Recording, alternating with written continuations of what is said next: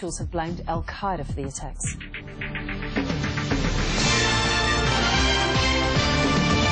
Now, 1 in 4 people believe women exaggerate or falsify domestic violence and rape claims, according to a recent survey.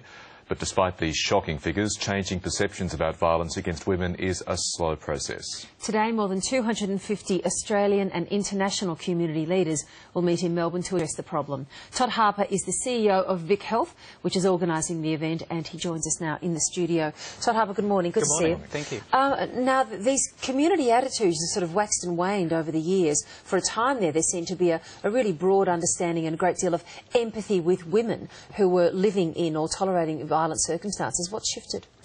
Well, I think we are seeing a shift in community attitudes. In some areas it's slower than we'd like, but when we have a situation where 900 Australian women today will be assaulted by partners, we know we still have a long way to go. We know that for the most important attitude that we need to address is the notion of gender equity. We know that men who hold supportive violence attitudes are more likely to be those ones that have fairly traditional, stereotypical views of the role of women in society. So we need to be working at all elements of society to change that, create a more equal society and one that values and respects and appreciates the role of women. What do you left out as some of the most shocking findings of this survey?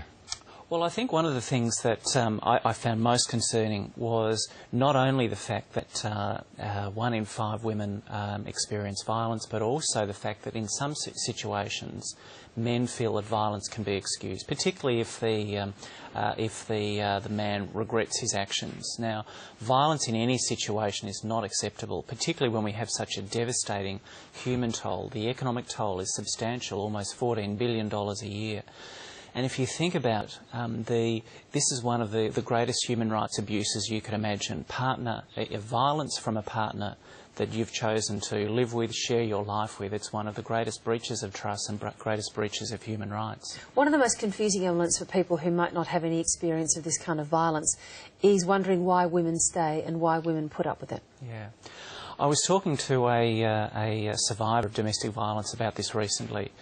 And she described it as being frozen in fear, frozen in shame. And in that situation where you feel some sense of guilt about your role in the relationship and why it's going so badly, fearful about the repercussions from your family and male partner if you were to leave, and not sure of the support that may be available. So those are some of the issues that we need to address. It's not only changing the attitudes of men to appreciate and value and respect women in our society, but it's also reaching out to women in that situation, having friends around them, family members who are around them who are prepared to intervene and say, look, this is not acceptable, I'm here to help, or talking to the male involved and really letting them know that that sort of behaviour is not acceptable. Well, practically, what steps can government take, particularly local government, to change perceptions? Because when we're talking about domestic violence in terms of some of the hardcore offenders, they are recidivists, unfortunately. That's right. One of the great reasons, I think, for involving local government is, first of all, it's closer to the community. They control a great number of facilities and public events where we can work with them to create environments that respect and the role of women. They're also a major employer. Having good employment policies that respect the role of women and value women in the workplace is also an important way that we can begin to address this problem. But really it's going to take work across a number of settings, local government, communities, sporting organisations, as well as the workplace. I'm often really sceptical about these conferences.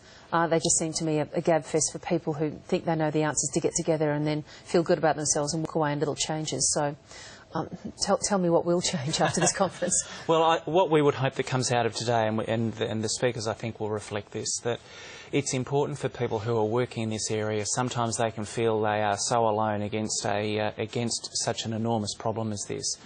Being inspired by good examples, good stories that are happening in other settings, we hope to share that knowledge, share those experiences, so they can be inspired and encouraged to take those lessons back to their own workplaces, back to their own sports community, local government organisations, and take that knowledge out and extend it more broadly in the community.